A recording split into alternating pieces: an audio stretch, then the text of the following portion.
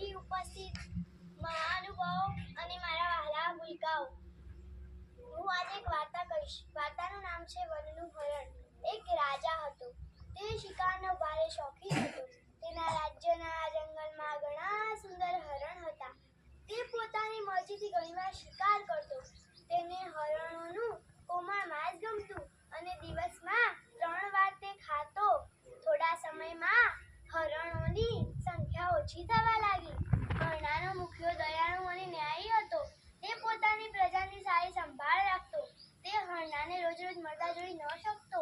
તેથી તે રાજા પાસે વિનંતી કરવા પહોંચ્યો. રાજાજી, મહેરબાની કરી શિકારના નામે રોજ આટલા હરણ મારી ન નાખો. તમને હરણનું આટલું માંસ ગમતું હોય તો અમારામાંથી એક હરણ તમારા ભોજન માટે આવશે. રાજા સંમત થયો. તે દિવસથી ટોળામાંનું એક હરણ રાજાના ભોજન માટે જવા લાગ્યું. એક દિવસ માતા બનેલી હરણીનો વારો હતો. હરણના મુખિયા પાસે ગઈ અને કહ્યું, મેં એક બચ્ચાને જન્મ આપ્યો છે. મારા બચ્ચાની મારી જરૂર છે. હું તે બચ્ચાને છોડી દઈ રાજાના ભોજન માટે કઈ રીતે જઈ શકું? મુખિયાનું હૃદય દ્રવી ગયું અને એણે પોતે જ જવાનો પ્રસ્તાવ મૂક્યો. મુખિયાને જાતે આવેલો જોઈને રાજાને નવાઈ લાગી. તું મુખિયો છે?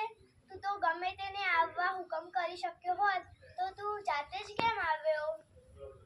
મુખિયાએ જવાબમાં કહ્યું, રાજાને જેવું આ સાંભળ્યું કે તેને પોતાની જાત માથે શરમ આવી. તે મને આજે શીખ આપી છે. હું કેટલો ક્રૂર છું.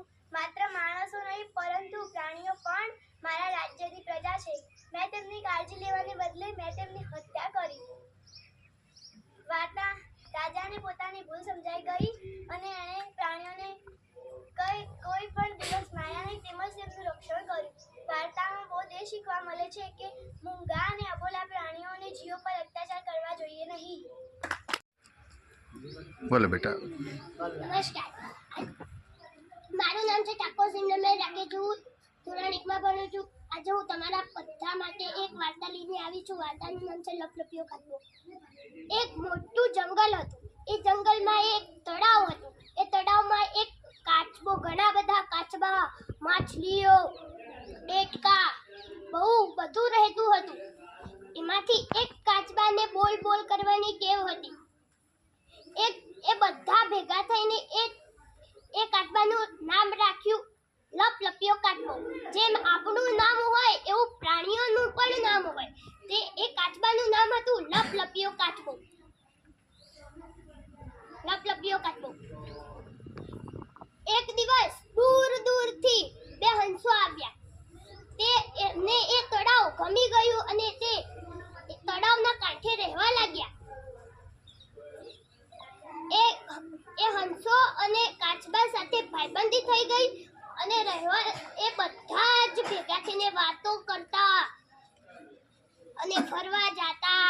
પછી એ તળાવ ઉનાળો આવી ગયો અને તે તળાવમાં પાણી ઓછું થતા હંસો પાછા જવાનું નક્કી કર્યું. તે કાચબો દૂર બેસીને તેમની વાતો સાંભળી રહ્યો હતો. તે કાચબો તેમની પાસે આવીને કહે, મારે પણ આવવું છે તમારી સાથે. તો હંસો તો વિચારવા લાગ્યા, તને કેવી રીતે લઈ જાઉં? તને તો ઉડતા નથી આવડતું. તો કાચબો તો કહે, અરે શું, મારે તો આવવું જ છે. તે હંસો તો વિચારવા લાગ્યા. એક હંસ ત્યાંથી એક લાકડી લાવ્યો અને લાકડીને એ હંસો કહે, કાચબાભાઈ, તમે વચમાંથી પકડો, અમે બંને છેડેથી પકડીએ. તે કાચબો ભાઈ તો પકડી અને હંસો તો કહે, પણ તમારે બોલ કરવાની ટેવ ભૂલવી પડશે, નહીં તો ખબરદાર, તમે જો બોલ્યા ને તો તમે પડી જશો. તે કાચબાભાઈએ તો હા પાડી દીધી. પછી હંસો તો ફર કરીને ઉડ્યા અને એક મોટા ગામમાં પહોંચી ગયા. એ ગામના લોકો તો એ દ્રશ્ય જોઈ અને ચોક થઈ ગયા અને હસવા લાગ્યા. હા એમ કરીને હસવા લાગ્યા અને ગીતો ગાવા લાગ્યા. હંસોની સાથે કાચબાભાઈ ઊંચે ઊંચે ઉડતા જાય. હંસોની સાથે કાચબાભાઈ ઊંચે ઊંચે ઉડતા જાય. એ કાચબાને તો પહેલી વાર ઠંડી ઠંડી હવામાં ઉડવાને મજા આવી ગઈ. મજા પડી ગઈ કાચબાભાઈને તો. પછી એક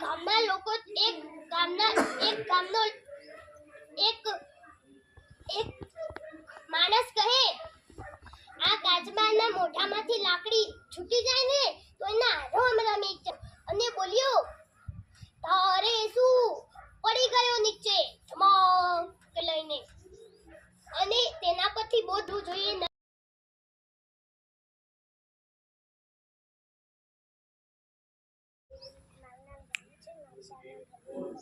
શાળા છે.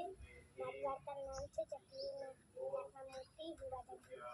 એક ચકલી હતી, જાતી હતી. એને રસ્તામાં મોતી મળે, એને મોતીઓને નખમાં પહેરીને તુલસી રાજાના મહેલે ગઈ અને રાજાને કહેવા લાગી, મારી જાતમાં મોતી, હું રાજાથી મોટી. મારી જાતમાં મોતી, હું રાજાથી મોટી. તે રાજા કહે, એનો મોતી છીને લાવ. મોતી છીને તે રાજાને કહેવા લાગે, રાજા ભિખારી, મારો મોતી લઈ લીધો. રાજા ભિખારી, મારો મોતી લઈ લીધો. તે રાજા કહે, એને મોતી પાછો આપી દો.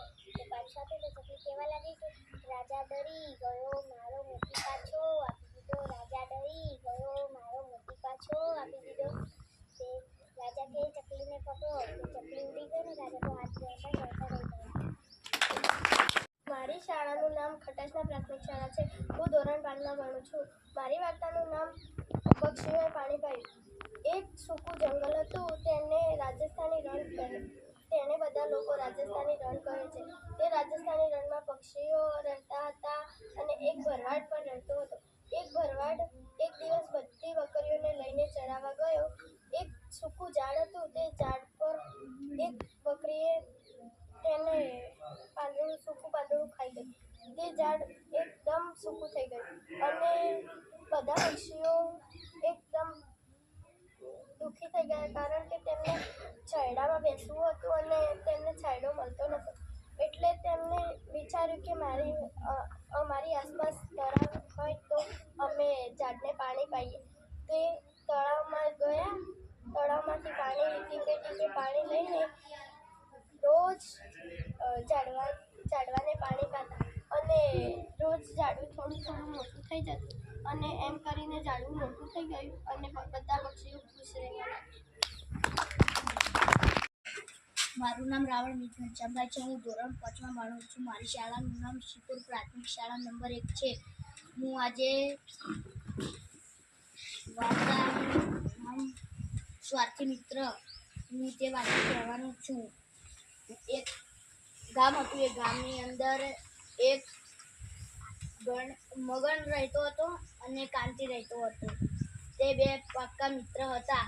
તે બે પાક્કા મિત્રએ ગણેશને કહ્યું કે મગન, કાલે આપણે બીજા ગામ જવાનું છે, તું તૈયાર થઈ જજે. તે મગન કહે કે ચોક્કસ આવીશ હું તારા સાથે. તે બીજા દિવસે સવારે ચાલવા લાગ્યા. તે રસ્તામાં જતા થોડા આગળ જતા એક જંગલ આવ્યું. એ જંગલમાં સામે એક રીંછ મળ્યું. એ રીંછ હતું. તે મગન તો છે ઝાડ દેખાય બાજુમાં, તે ઝાડ ઉપર પટપટ ચડી ગયો અને કાંતિ તો સામે ઊભો રહીને વિચારવા લાગ્યો કે હવે હું શું કરું. તે કાંતિને એક આઈડિયા વાપર્યો અને તે થોડીક વાર સૂઈ ગયો અને તેનો શ્વાસ રોકી રાખ્યો. તે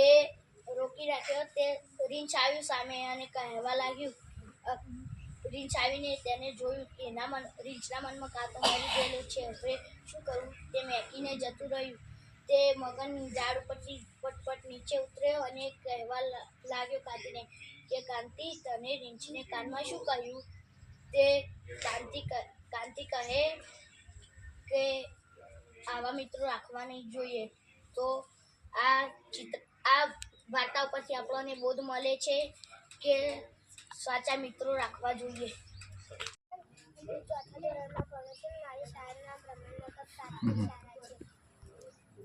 એક ગામ હતું. ગામમાં બાજુમાં એક જંગલ હતું. એ જંગલમાં એક મોટું ઝાડ હતું. તે ઝાડ ઉપર વાંદરો હતો. તે ઊંઘ્યો હતો. તે એક ખિસકોલી આવી. તે આટલું રોટલું છે એમ કરીને એચકોલા ખાવા માંડી. તે એમ કરીને પછી બધી ખિસકોલીઓને બોલાવી. પછી બધી ખિસકોલીઓએ એકોડો ખાધો ને તો પછી વાંદરો ભય પડે. તે પછી ખિસકોલીઓ નાહી જાય. પછી વાંદરો તો હસવા લાગ્યો કે હા હા મને ભાઈ પાડે એમ કરીને હસવા લાગે. પછી ખિસકોલીઓ નાહી ગઈ. મારું નામ છે પલક. હું ધોરણ 3માં ભણું છું. આ વાર્તા હું કહું તમે સાંભળજો. એક વાઘ અને એક ઊંટ રહેતો હતો. એ બે બંને ભાઈબંધ થઈ હતી. અને એક દિવસ વાઘને તો શેરડી ખાવાનું મન થયું. વાઘ સિંહ કહે કે ચલો આપણે તો નદી કિનારે બહારથી જોઈ આવીએ. સિંહનું હોય શેરડીનું ખેતર તો આપણે જશું અંદર.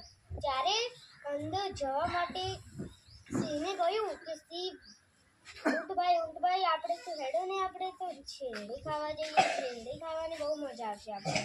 શેરડી ખાતા એ બંને ગયા શેરડીના ખેતરમાં. શેરડી ખાતા હતા અને શિયાળભાઈને તો ગાવાનું મન થયું. તે શિયાળભાઈ તો ઊંટભાઈને કહે કે મને તો ગાવાનું મન થાય છે ને તે શિયાળભાઈ તો ગાવા માંડ્યા અને ખેતરનો માલિક ઉઠી ગયો ને તે એમને બંને બંધ કર્યા.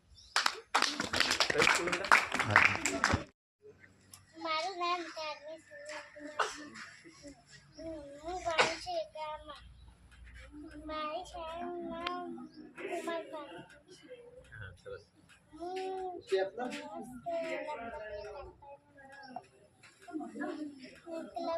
એક મોટું જંગલ હતું. એમાં દેડકા, માછલીઓ, કાચબા રહેતા. એક વાદળીઓ બહુ જ હતી.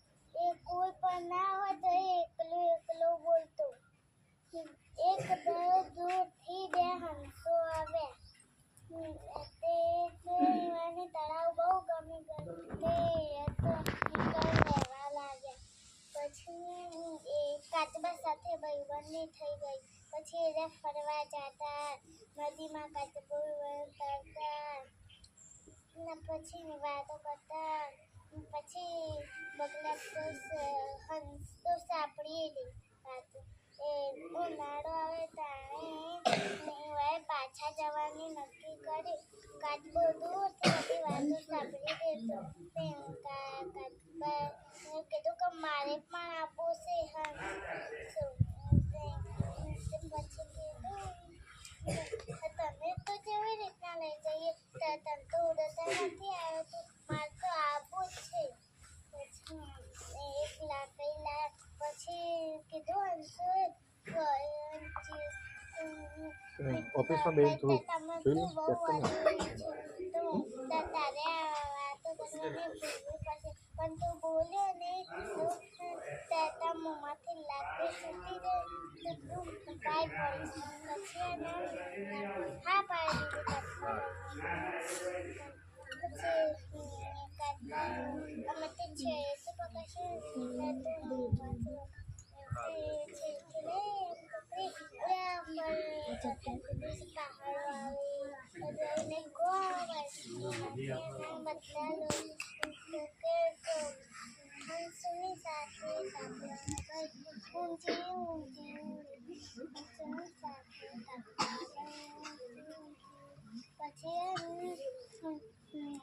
એક કામ આવ્યું. પછી એક માણસે કીધું કે આ કાચબો તો મોંમાંથી લાકડી છોડી દે ને તો એના તો રામ રમી જાય. તે એવાને તો બોલવાનું મન થાય તે રહેવાનું ને તો બોલી ગયા. તારે શું પંચાયત તે ધબા કરે એમ બોલતો.